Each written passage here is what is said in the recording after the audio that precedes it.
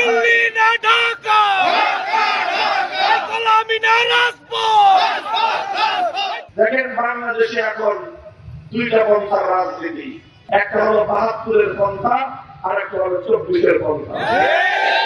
বাংলাদেশ খেলাফত মজলিসের আমির আল্লামা মামুনুল হক বলেছেন, দেশে ইসলামী রাষ্ট্র কায়েম হলে মুসলিমদের মতোই সংখ্যালঘুরাও সমান সুযোগ সুবিধা ভোগ করবে।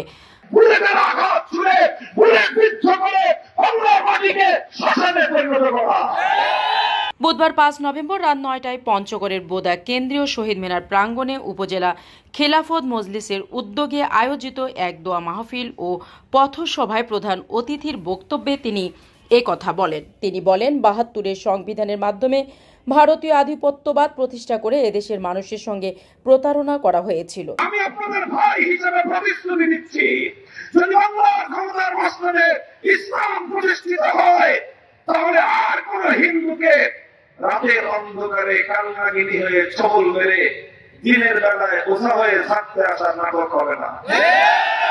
ইসলামের শিক্ষা ও মূল্যবোধকে অবমূল্যায়ন করে জাতিকে বিভ্রান্ত করা হয়েছে। আল্লামা মামুনুল হক আরও বলেন, বাংলাদেশের ইতিহাসে বিভিন্ন সময়ে ইসলামের প্রতি বিদ্বেষপূর্ণ আচরণ ও বিমাতা সুলভ মনোভাব দেখা গেছে।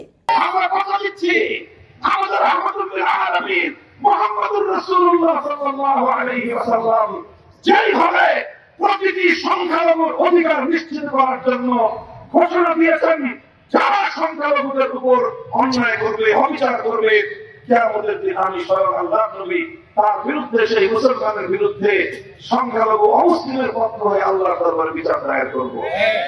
তাই ইসলামী খেলাফতের আলোকে ন্যায়ভিত্তিক, শান্তিপূর্ণ ও সমৃদ্ধ বাংলাদেশ গড়তে দল মত নির্বিশেষে সবাইকে ঐক্যবদ্ধ হওয়ার আহ্বান জানান তিনি। তিনি অন্তর্বর্তী সরকারের প্রতি জাতীয় নির্বাচনের আগেই জুলাই সনদ বাস্তবায়নের আদেশ জারিরও জোর দাবি জানান।